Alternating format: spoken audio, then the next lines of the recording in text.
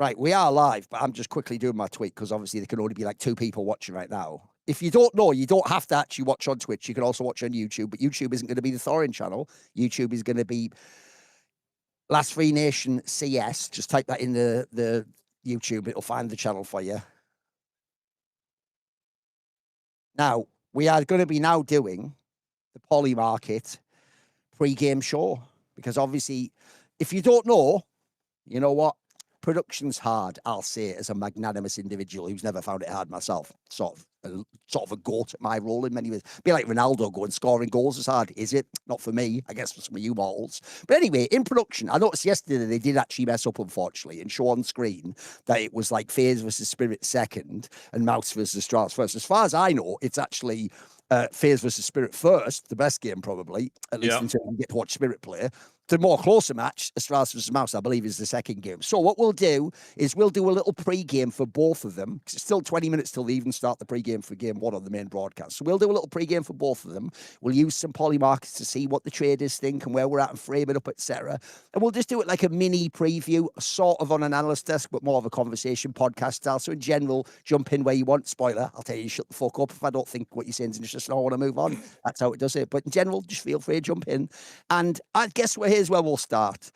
So obviously, when people saw the end of the online portion, I think most people's framing, it's reminiscent of when Falcons went to that CAC, isn't it? It's like if basically the number 1 team, Spirit in this case, doesn't win the event, I mean, it doesn't even matter how well someone plays against them. If someone has a life to it will be considered a failure. So, Loz, Spirit wins this game today.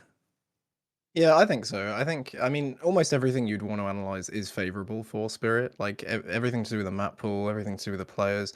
There are some really interesting angles actually about how Spirit have changed up the way they want to play after the major, which I want to look at some point. Yeah. Because they've actually done some like whole massive role overlaps and stuff, and it does look to me like everything Softic was doing with Tanir, especially like focusing on him, setting him up with flashes, that kind of thing, has been completely reversed since Hallie's come back into this roster.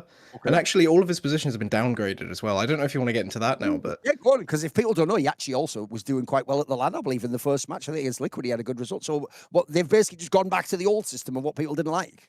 yeah, so they've actually done even harder than that. So I don't know if anyone's been paying attention to this. I haven't heard it yet, but Magix is actually in all of like the secondary rotator positions now. Like he's not anchoring at all anymore. He's playing like mid on CT Anubis. And like previously, Tanir was sort of getting some rotator positions. Now he's literally in all of like the terrible anchor spots. So it does seem to me, at least, like they've completely just lost faith in Tanir. What I want to say, I do. So this is true. What you're saying is completely true. But this is not something that has happened a couple of weeks ago. This is something that we actually discussed with Duncan on Overcombed like a month ago or 2 months ago or whatever. This is something that they did prior to Sotfic coming in and working with the players with the road changes. It was a little bit more swift, but it was like 2 or 3 months ago when I feel like it was just obvious that Tanir individually was not playing to the level that they need him, right? Because the main story is obviously you have Donk on the team, and then you need Tanir to be your second star and whatever.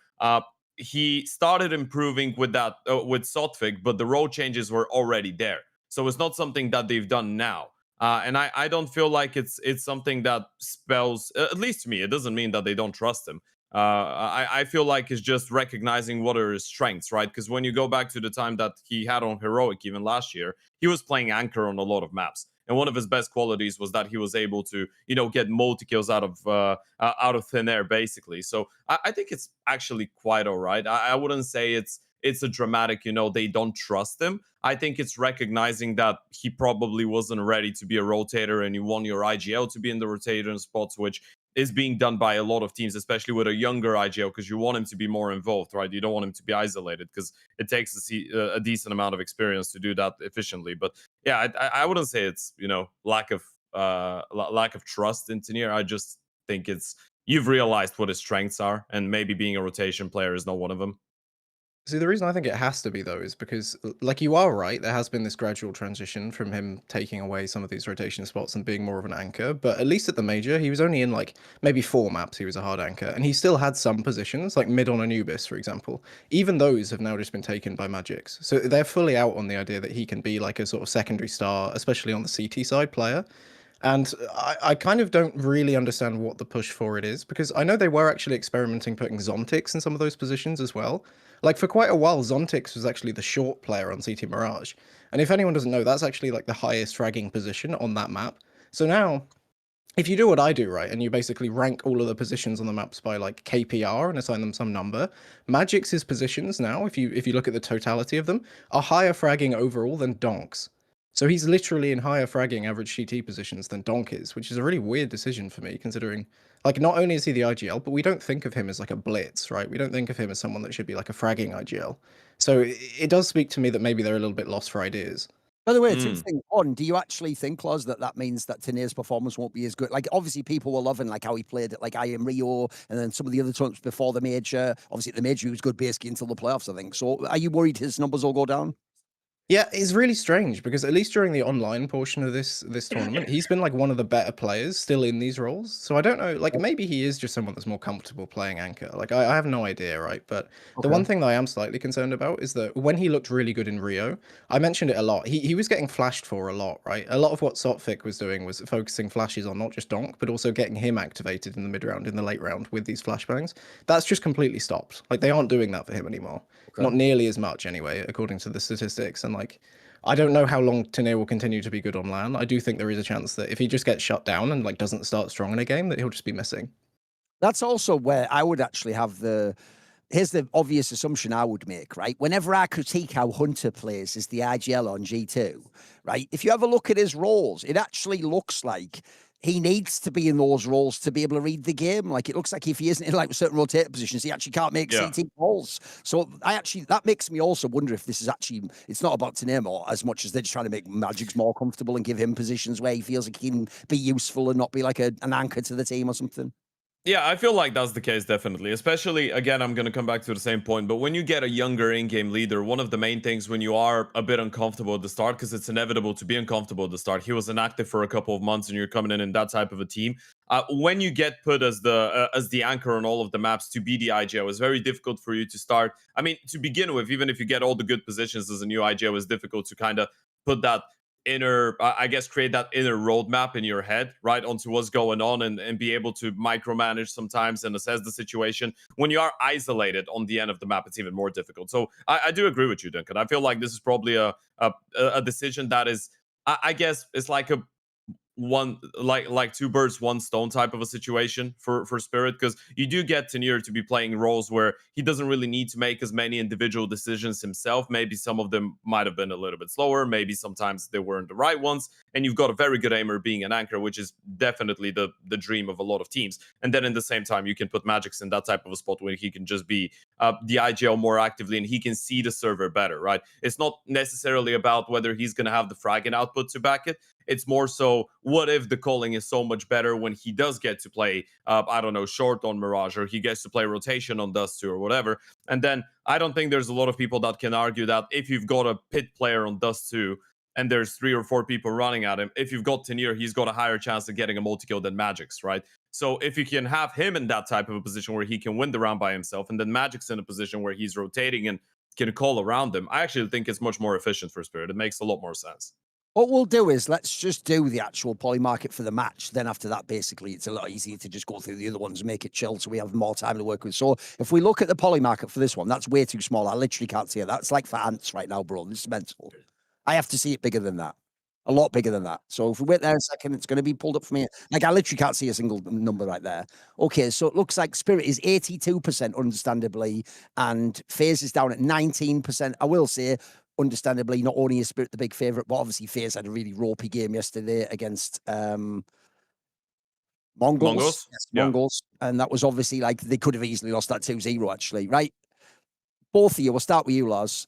Who do you think wins the game? Even if it's obvious, I have to ask that question. And two, if you were going to pick one of these, so you're picking based on value here, this is what the traders say, who wins and which would you pick? Yeah, so I think I probably would pick Spirit, and I do think though what really matters in this is actually the veto. This is one of those like interesting situations where both teams actually have the same permaban. And so depending on who actually ends up being the one to ban that Inferno, the other essentially gets to ban their opponent's best map. So if it is Spirit that just bites the bullet and bans Inferno, that means that we're probably going to get to see FaZe on Cash. We're definitely going to get to see them have like a puncher's chance here.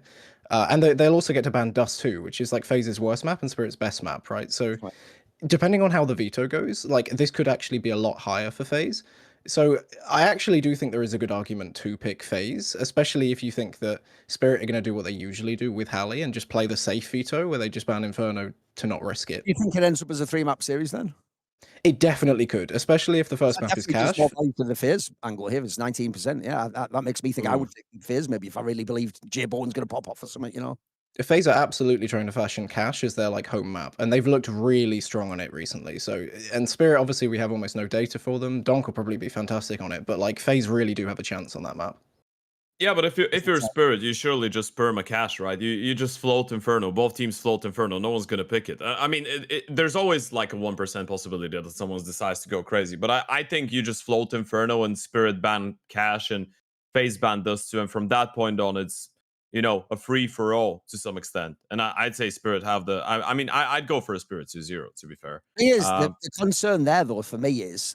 Yeah. It feels like, I don't know if this is a fucking Russian thing, but just like when Paravision fucked up that one time and let Nuke come through or whatever. Sure. Or maybe that was Gambit, actually. It was Gambit, I believe, back when they had Shiro and Axel.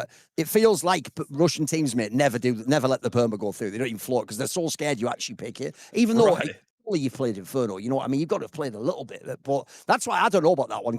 It's one of the reasons why, in general, I'm actually not a fan of how Eastern European teams veto. Like, mate, even my beloved Blade almost never ever floated until it got really, really, really bad, basically. Sure. Like, he would literally, when he was the massive favourite, he would go into a match against another team that bans Vertigo, and he'd ban the Vertigo. It'd be like, even if they floated, it's like, what are you doing, bro? Like, you even were second, you could have just floated. They were never going to pick it. But, so we'll see on that angle, obviously. So you would just take Spirit here, even though they're a big favorite in the numbers. I think I would. What you're saying makes sense in terms of the fact that FaZe did play some Inferno at the start of the year. They were very bad at it, but that might mean that Spirit decides to ban it just in case, and then FaZe go for the Cash. But even on Cash, I think Spirit have a chance to actually beat them.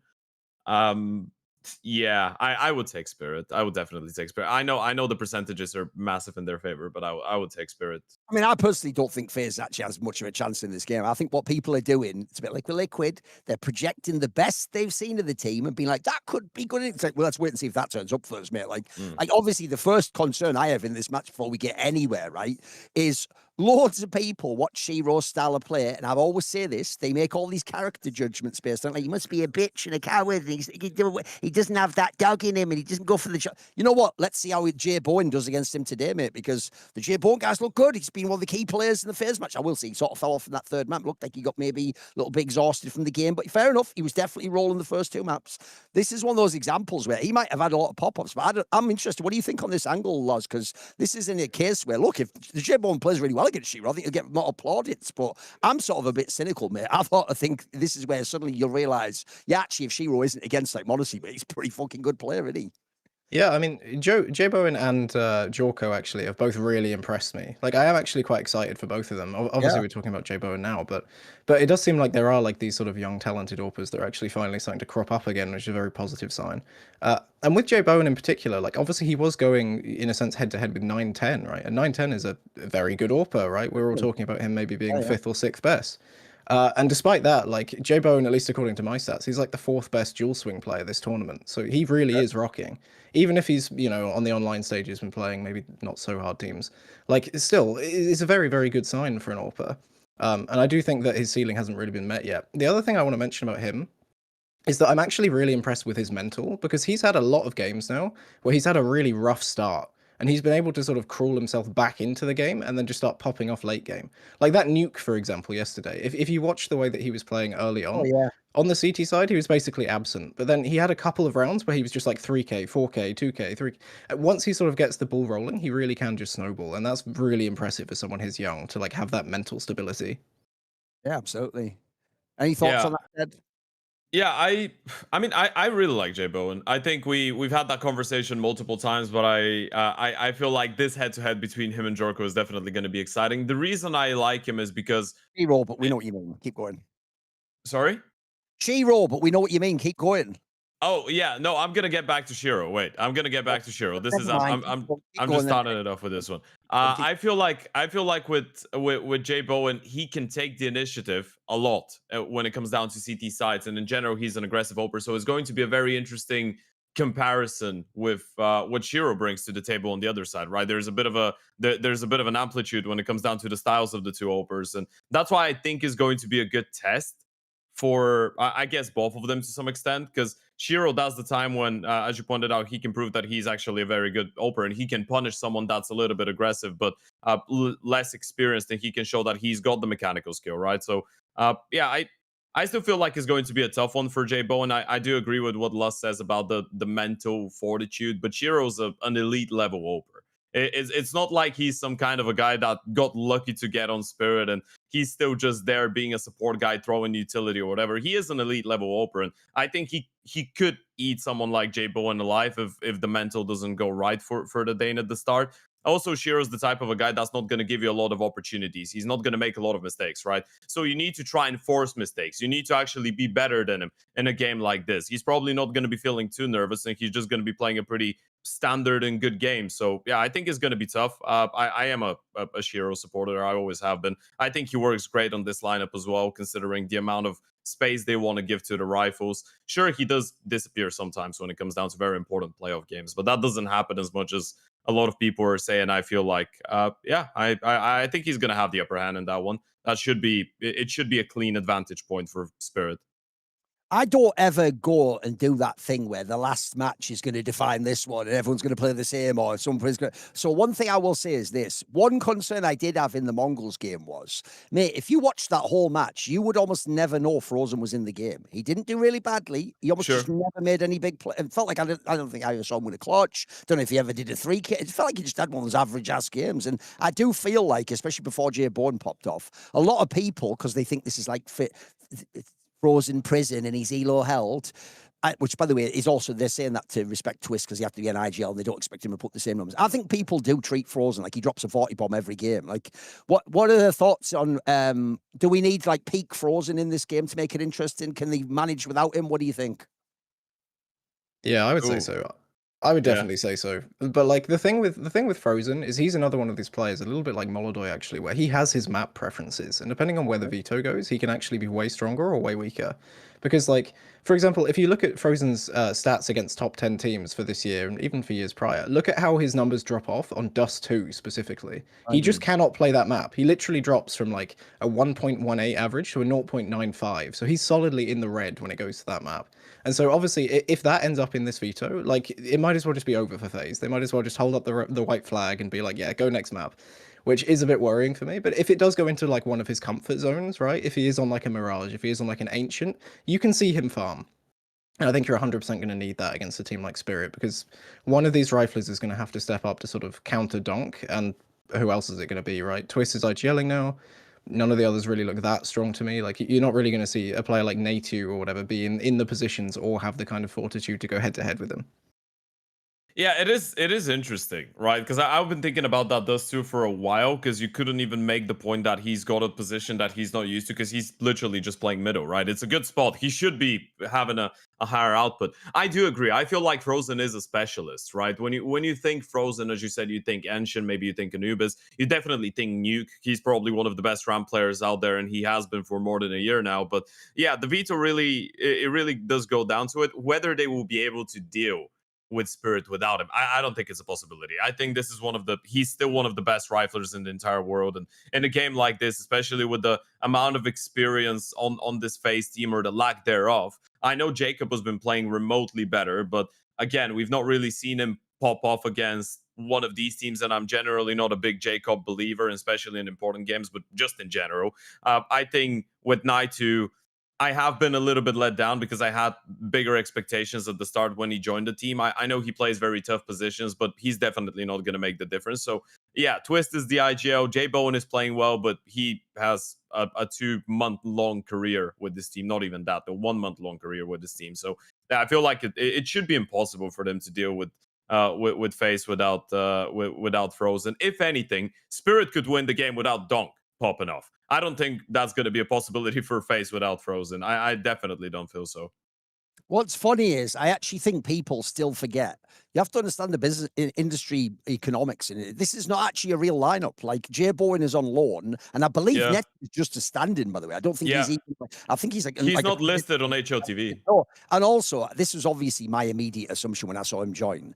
I have a functional memory. He used to just be NKJ's player in Ents in that international lineup. Yeah. That won that Elisa Masters, the only other tournament I worked like 3 years ago, whatever. And what people will forget is all people praised. He was never dropping like big 40 bombs. He was just a guy that had like good AKM. He had like some crispy aim. And also, spoiler, he's French and he's vaguely decent. So everyone in the French scene had to think, oh my God, he's so good. Because that's what they do with everyone. Right until the person joins his Ewu team, then doesn't drop a 40 bomb. Then they go, it's all trash. They're all subhuman trash. Which is like, I'm not weird how patriotism works, that, isn't it? So the funny thing I think about the Netu angle is, look, there was actually a map in that Mongol series where at one point when everyone else had like 15 kills, he had like 4 kills or something. But I'll give him credit in this sense. It does look like, despite being a young player, he absolutely is playing all the shout-out despicable positions. Yeah. The fucking anchor on Mirage, etc. And I'll give him this credit.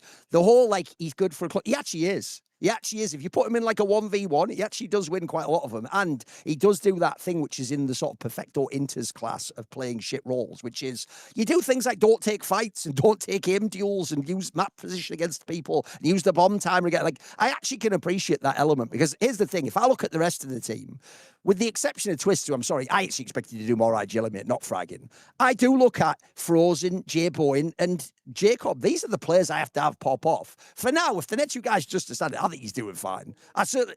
Listen, anyone who's saying he's gonna like make it, and obviously not, no. Maybe he can like raise the floor a little bit though. That's where you can help out the Twists of the world, etc. Because if you are a guy who can play a bad position, you can play it smart, you can win a clutch every now, you can steal a few rounds. By the way, I actually think I think he won like 3 1v1s against Mongol. If he didn't win those, I'm actually pretty sure they just lose the series. So I'm going to give him a little bit of protection for now. He's just a stand-in. He's doing a pretty good job overall. He's certainly not the reason I think they win or lose this game, but let's see if he can contribute in some particular way. Do you have anything on him, by the way, Luz? Any thoughts on him? Yeah, I mean, when you say despicable positions as well, he's one of these players that's more like a soulfly, where it's like, it's not even just on one side that he's playing some of these hard spots. Like on the CT side, he literally plays all the anchor spots that no one else wants. And on the T side, he doesn't even get to be like a full lurker because obviously you've got Frozen on the team, right? Yeah. And Natu is a bit of like one of these sort of gym fat kind of players, right? Where he wants to be able to sort of push the extremities. He wants to take his own timings. He wants a bit of space to maneuver around the map. And he doesn't really get that in a team with Frozen because Frozen's always going to be a dedicated lurker, right? He's clearly the star of this team. And so what does that mean for Natu? Well, it means on the T side, he sort of gets to pretend to lurk sometimes, and then he has to fold into the pack, and he has to do like bomb site entrying. So he's kind of doing what Tess's was doing on Falcons, for example. Like, it's not exactly very glamorous, and you really don't have space to shine in those roles. So the fact that he's doing this and managing to average like a 1 KD, like that's perfect. You know, then that's when you start to look at the other players and they're like, are you doing your role, right? Because he's definitely doing his. Yes. And as I say, I actually think that's just an underrated element to have in the game. It's actually not that many top teams have a player who does that. A lot of them are trying to do the thing that I hate, where you take a skilled player and he just doesn't have the space in the pecking order and he's just playing those roles. And actually, you ever see them play, they're still trying to frag people. They think they're playing FPL and I have to carry too. It's like that. One of the secrets to team games is letting yourself be carried, but then contributing and being useful and plugging a few holes. I tell you what we'll quickly do, because we're about to start the pre-show for this map, so there'll still be a bit of time. Let's actually look at the poly market for the later game, the Mouse versus Astralis game, just to set that up, because we'll be coming back later in the day to do that match as well. So if we can pull that up on the screen in a second. Right, Astralis versus Mouse. At the moment, Mouse is a heavy favourite. The traders have them at 73%. Astralis is at 28%. Now, I will say, as some context, Astralis did look terrible in that series. They absolutely could have lost that one. There's many, many worlds, I think, where they would have. And also, let's be real, that's not like a high-level matchup. It's not really like some massive... Like, I think when you're playing a game like that, most people would want Astralis to be better. But I'll just say this. This is also recency bias. Y'all are forgetting how Mouse looked in that game against 3D Max, boys. Yeah. They had that one map where they looked like they were going to lose it, mate, the nuke one. Like that, genuinely, that summed up for me everything about Mouse that I don't like. Almost every player is skilled in their team. Every player in their team in a tier 1.5 would be the star player. They'd be really good. But they've just rammed them all into one team. And then at the moment, you're sometimes getting the benefit of that, which is that means even the lesser players can frag. The issue is, though, do you have the structure? Do you have a consistent style? So I've got to say, I'm going to start out. I would obviously take Mouse to win this series. I actually think there's a world maybe where they don't even lose a map. I think Australia has some map pool issues right now. But so I think actually maybe that number, I would take the 77 or 78% or whatever it was. Thoughts from you, gentlemen? Who's going to win the series? And then which of the numbers would you take? Yeah, do you want to go first, Ted? I'll let you go. Sure. Yeah, I was gonna say I love that you mentioned the 3D Max game because I actually watched that one and I found it was so hilarious. Nuke was very entertaining, but that was probably one of the scrappiest games I've seen Mouse play in such a long time. And in terms of the identity, that's the one thing. The identity of Mouse was always that they didn't have a star player, but they were always a team that fundamentally would play better Counter-Strike than a lot of the other teams, right? We can all agree on that. It took Mouse 39-24 performance out of Torji to win in overtime against 3D Max. And for people that have not been following, by the way, because I've always been someone that's followed the French scene and liked 3D Max, 3D Max's 2026 has been more than underwhelming, right? That's not the 3D Max from last year that was getting all of these upset wins and making deep events. Lands, bro. They lose all the time, that team. Yeah, exactly. I just went over to a LAN event in Spain in the middle of July to do some interviews, and 3D Max were there, and I was watching, and they played one of their best events in the last, let's say, 4 or 5 months, and it was still very mediocre for a team with that caliber, right? So I feel like it's a little bit worrying of a sign for Mouse that they needed that type of a performance out of Torji to win on Nuke. Regardless, I don't really know what's going on with Astralis. I feel like in general, things are just not working out there. Ryu has been a bit underwhelming. Fuzi himself is not in good shape. For God's sake, there's rumors that they wanted to remove Hooksy, but they just couldn't get Gizmy in the player break, right? So it's very difficult to say if there's anything positive about Astralis. It's kind of a weird. It's a very weird matchup when you compare it to the first one, by the way, because I feel like both Spirit and FaZe, you can say a lot of good things, and it's going to be an exciting game. And even if FaZe end up losing 0-2, it probably still will be high quality Counter-Strike out of the one of the two sides.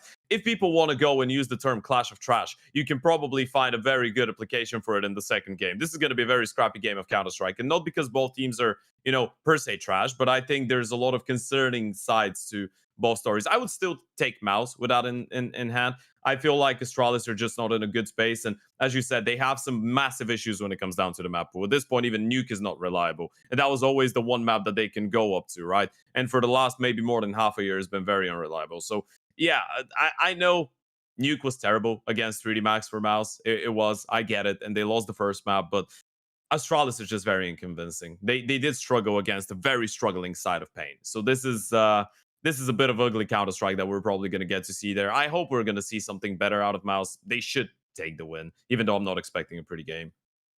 Yeah, I do think, like, I have two major concerns about Astralis, right? And the first one is kind of, as you mentioned, when we did an episode of Roster Mechanic on Astralis, like a couple of months ago, one of the things we mentioned is, like, okay, Fuzi is, like, about average for an AWPer. He's doing fine. Yabi, maybe a little bit above average. And, like, they have all of these pieces where they sort of can be a bit better than the sum of their parts, because even though they aren't, like, individual superstars, they seem to be kind of coherent. They seem to all know what their roles are, and it seems to be all right. And then Ryu's got this space to grow, right?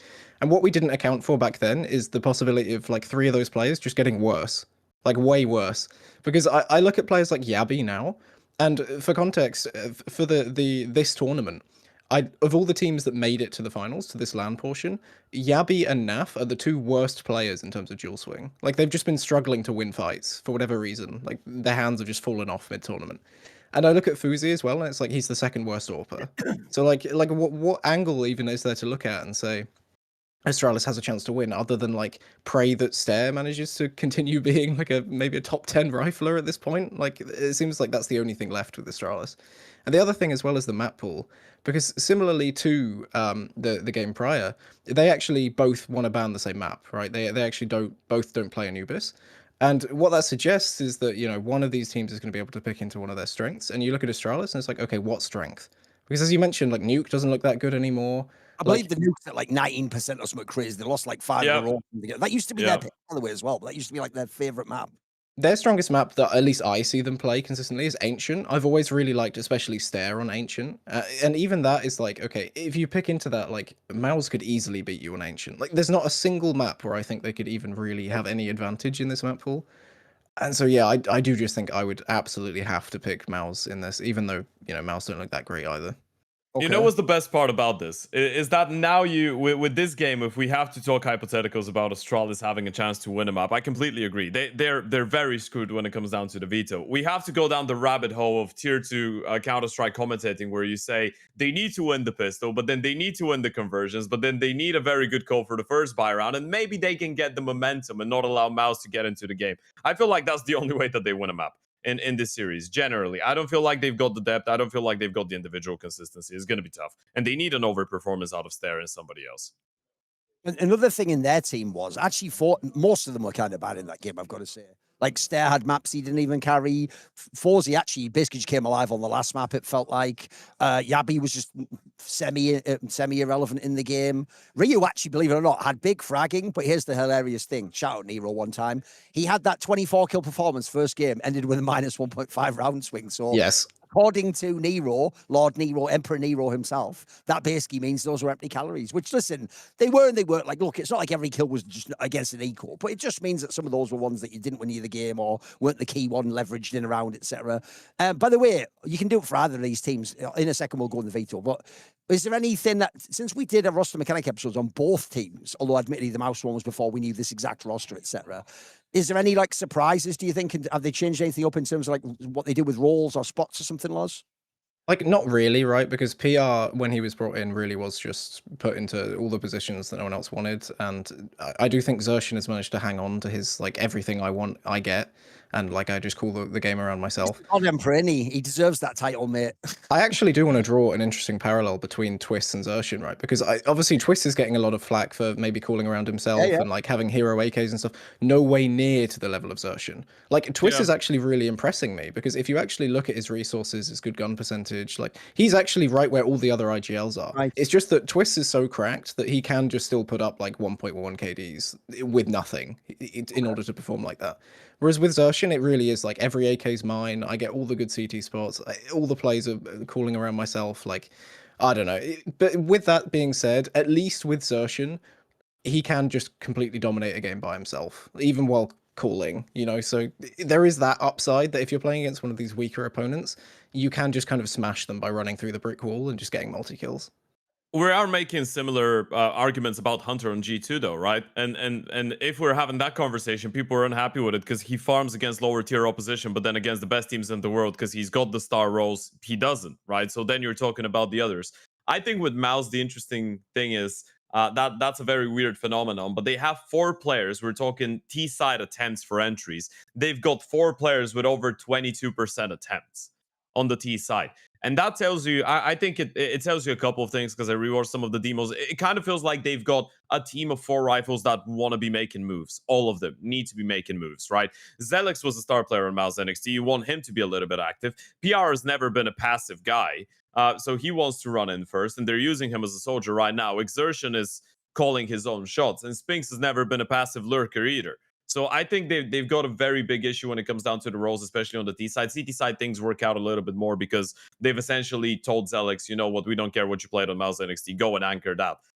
But on the T side, it just feels like they've got 4 people that just want to make moves, and then Torji, who's throwing 10,000 flashes and smokes per round and left in clutches. So it's a bit of a weird dynamic they have going on. I'm not gonna lie. I don't see that working out long term. This The is funny why thing with I do PR, think that you either get all the praise if you're Xerxian, or you get all the blame, and you deserve both. Because genuinely, I'm not even trolling when I say the God Emperor. This looks like he actually did, and I can tell you, I was going to say motherfuckers, friends of mine like Shocks definitely did this. You can tell what they did is when they were the secondary caller, they just thought like only a star player would, who's a player with agency on the rifle. If I just played the same way like this, but I also called the bloody strats, we'd win every round. It's like, listen, that's a brilliant fucking thought to have at a local LAN with your mates, and like a friend's pick-up. That against the best team, like if you play Spirit in the final, that will be a very hard equation to resolve in that scenario. What were you going to say, Lars?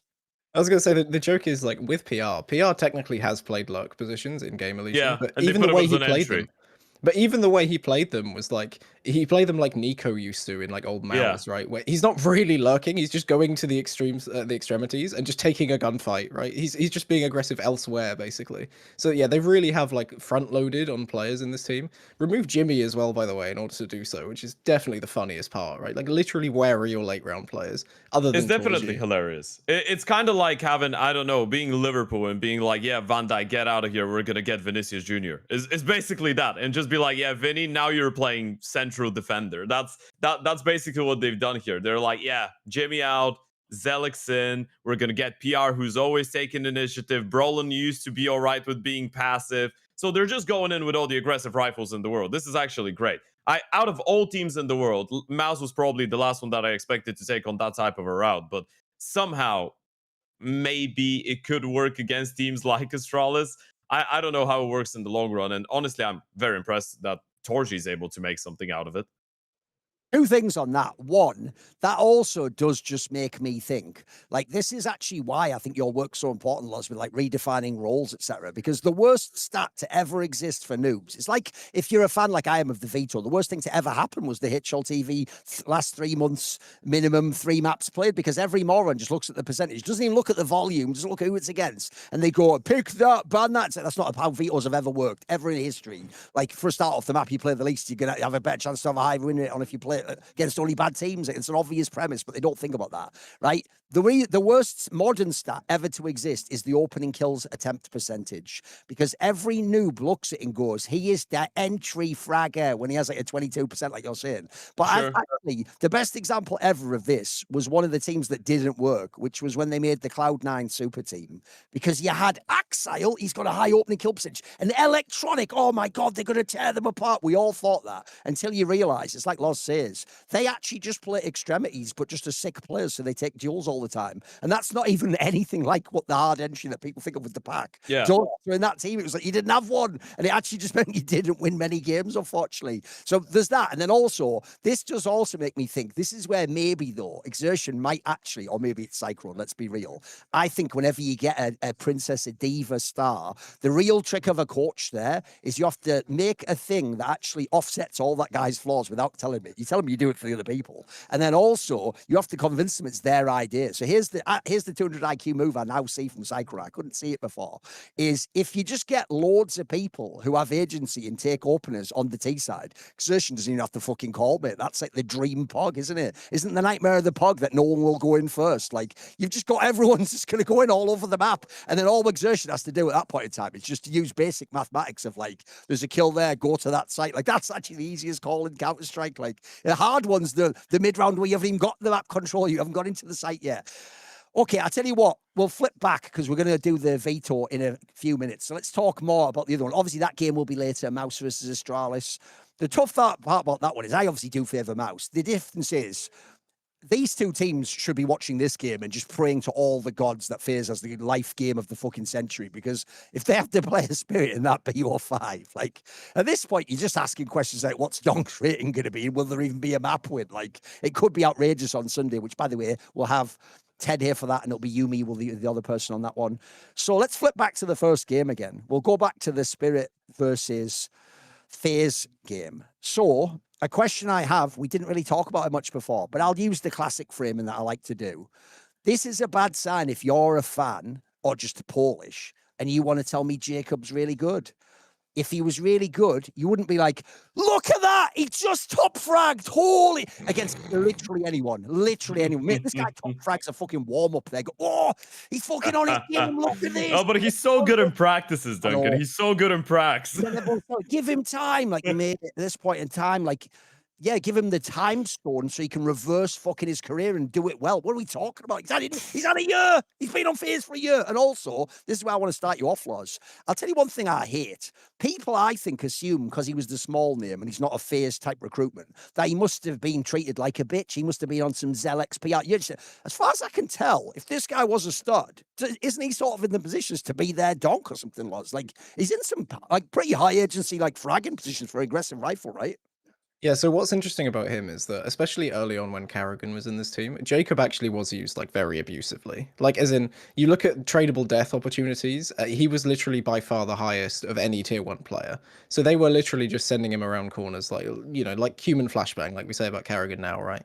And I do believe, though, like, Carrigan isn't stupid. He wasn't doing that because, you know, he thought that Jacob was like not worth giving a shot, right? He definitely would have experimented with setting Jacob up as an aggressive star rifler at first, and then realized, like, look, this guy just isn't producing. And especially, like, people always mention aim and prac and stuff like that, right? With players like this, this is like the quintessential example of a player where everyone's quick to say, look at his aim though, and that basically means don't look at the rest of his game. Yes. Like, just ignore that, right? Don't look at his decision making or his spacing, or all of that is like a little bit worse. So, and I think the issue now is that we have actually seen Twist sort of try and activate, especially on the T side, Jacob a bit more. Like, Jacob isn't just being this, like, the meat, as Apex would say, to run in first anymore, right? He's actually being able to have more trade opportunities himself. He's sort of, the pack is a bit more fluid because Twist is willing to entry sometimes. Like, Frozen is being forced to do a little bit more. And so as a result, like, Jacob should not be putting up anywhere near as bad numbers as he was, which we are kind of seeing. The issue for me, though, is that with Jacob, like, again, I don't think his all-around playstyle and, like, profile as a player is conducive enough to, like, be what FaZe needs right now. Because if you think about, like, the number of aggressive riflers on the market right now, think about Launx, for example, right, who just left Foot. Yep.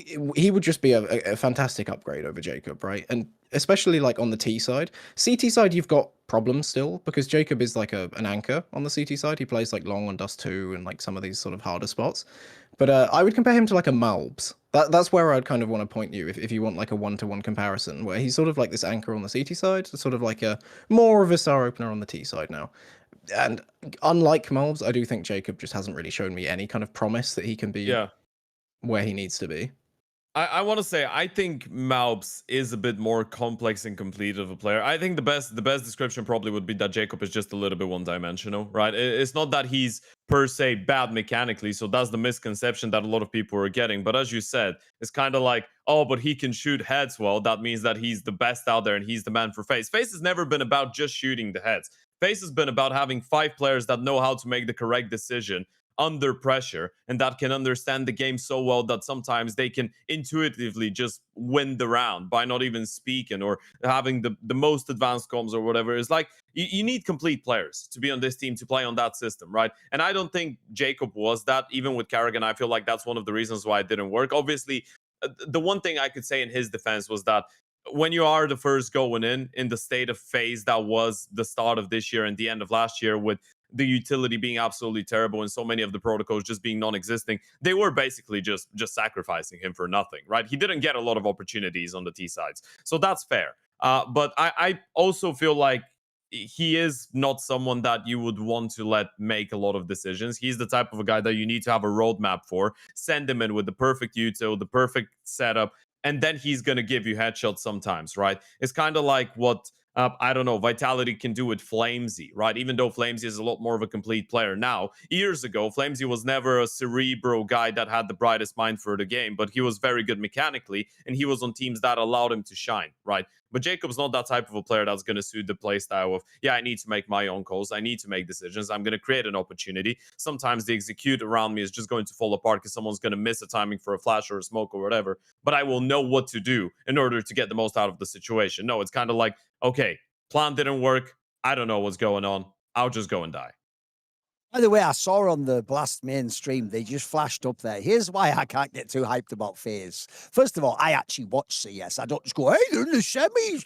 It's a run. Like, first of all, at this tournament, they've beaten eyeballers, Dendele, who was Sharks, by the way, equally fucking irrelevant. And then they just beat Mongols in an absolute dog's dinner of a game where literal noob rookies like Tikuak were actually giving them work, bro. Like, so already that's been like a struggle to get through one of the easiest runs I've ever seen. Because remember, this is why all the upsets happen in the first round actually fucked the tournament, because there's no good teams left to play. There's no one left to draw. At that point, you actually are like the top seeds. If you're people like FaZe, you're getting the shit teams at that point, and they're picking you, obviously. So there's that angle. And then also, people are going to forget this. I've seen this roster play at a LAN in China and not win the tournament. I'm thinking of the right one. Wasn't it the Exipal one that they were at, the XSE? XSE Guangzhou, yeah, the one with the decent amount of technical issues. Yeah, but here's the thing, they didn't even win that land. So what? Yeah, what, they lost to are we Paravision talking with about? Hobbit. Here's the question: never, they never ask a woman his age, a man his salary. Never ask a FaZe Clan fan who've they ever beaten. Who's this rocket ever actually? Anyone good?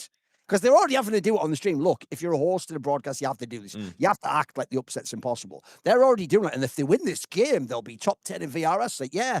And if I climb Mount Everest, I must be really fit. It's not going to fucking happen, is it, man? Folk, think about it. They have to beat Spirit and BO3, and Dog's just like, fried chicken, baby. He's just ready to eat. He's getting ready to get handed that MVP, and so they're going to do the veto in a second. They're still just doing the little warm-up thing. One last thing we can do. There's one last angle, actually, I hadn't brought up before. I actually know this guy. I've done interviews with him. I've known him for 10 years. I think he is a legit coach. They obviously have a coach change. In fact, by the way, their old coach is obviously Neo. He's going to play in the later game, the Astralis. Yeah. They've now got NKJ in, as I said, the former coach of NetU. He's coming into the squad. That's also quite interesting because I would have thought if you have twists, if you're going to be like a liquid IGL, you're going to play a bit loose, Actually, I get the vibe NKJ is more of the, like, you work on the flashes and the smokes and you have tactical. Yeah. You watch the demo. So I'm kind of interested. What do you think on the impact he might have on the team? Well, Luz, you want to start or should I? No, I think this is more your wheelhouse. I'll let you start with this. Right. So NKJ is the most German coach ever. I think you're making a very true point here, Duncan. He is someone that focuses a little bit more on the, bits and bobs, the analytical point of the game, right? How you play proper Counter-Strike. So I think there's actually a decent amount of balance in there. If people didn't know, he started actually his coaching career back in 2018. So it's not only ends, he's been around for a very long time, obviously coaching some lower level teams. He started on Alternate Attacks, went through Sprout, Big.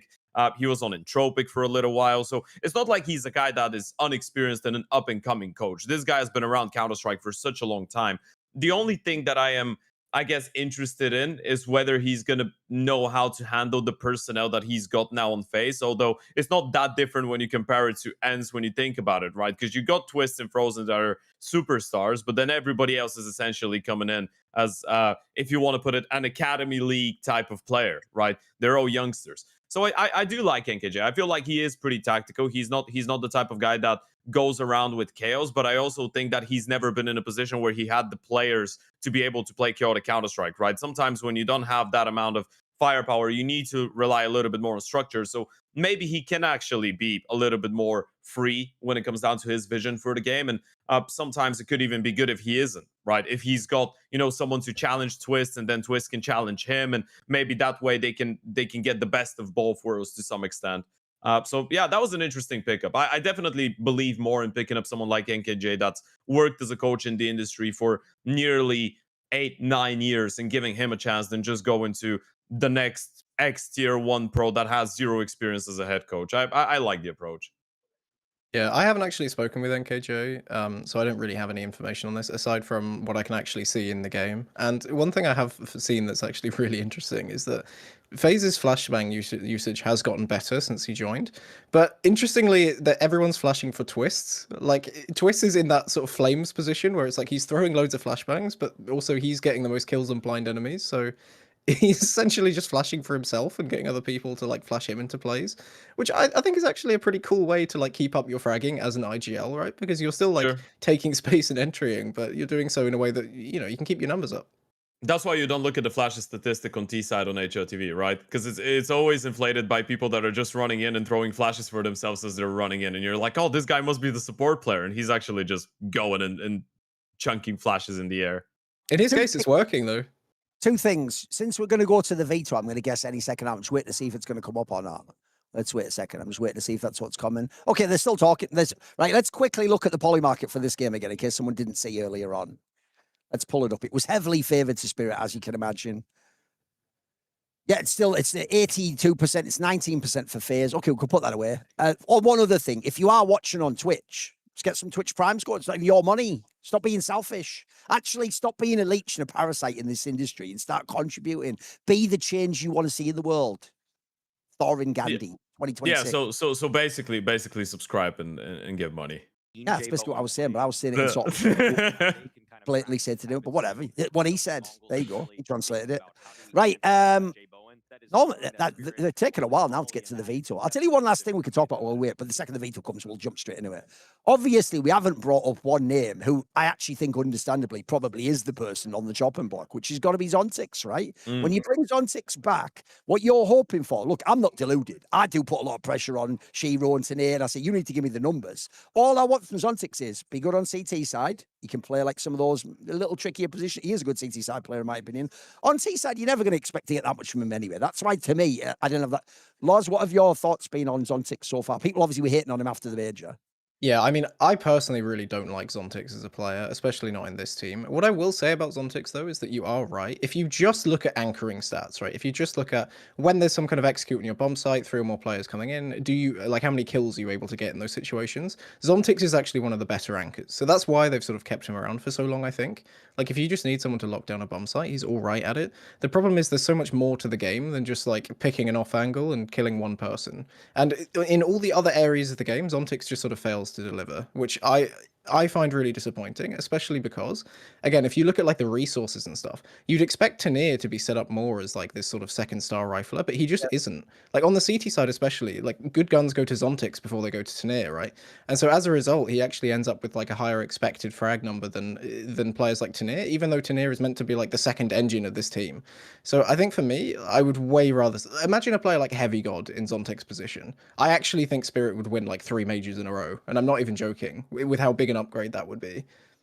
Yeah, even if it's not, you know, the straight up heavy gold, but that is the most obvious upgrade because he does speak Russian, right, very fluently. There's so many young anchors in Russian speaking countries that can fill in that role potentially in a couple of years, right? Even if you're looking at, I don't know, a team that people are going to be familiar with maybe because of a couple of PGO events would be K27, right? The one with guys like Cashlet and Quinky and Xedo. There's so many talents that are shooting very, very, very hard that are playing these positions that could get into that role. So I do agree. I feel like it's never going to be possible for us to fully grasp what it feels like to be the supportive rifle on a team that is trying to play and create space for Dong and Tanir, and you already have a very high quality Oper, and you have an IGL that wants to have good positions and roam around the map. So Zontix's job on this team is probably the most difficult one alongside Magic's to some extent, because he doesn't really get a lot, but I do agree with you that he does get dropped guns, like he can be the difference maker sometimes, right? So you're probably expecting a little bit more. I get the consistency style when it comes down to him. It's just the fact that I think it was a lot more a couple of years ago. So now people are just remembering him from what he was, and they are willing to just let him have a couple of months and be like, oh, but he didn't play for such a long time. Well, now he's been back for half a year. So I feel like this second season is where he needs to try and step up to some extent, and winning an event like this maybe at the start of the year could be good for him. But yeah, he definitely needs a better one. Let's go in. That's okay. So we'll see. Unsurprisingly, so it should be a Dust 2 ban.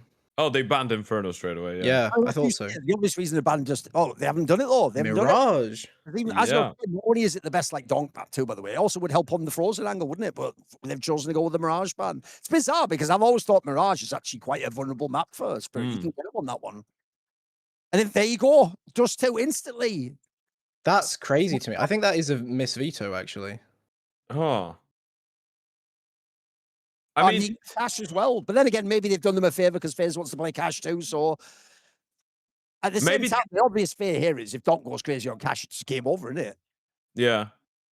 That's so weird. Maybe they believe, I don't know, maybe they believe that they are going to improve on Dust and they can catch Spirit off guard, because they did play it once after the player break. They beat the eyeballers on it.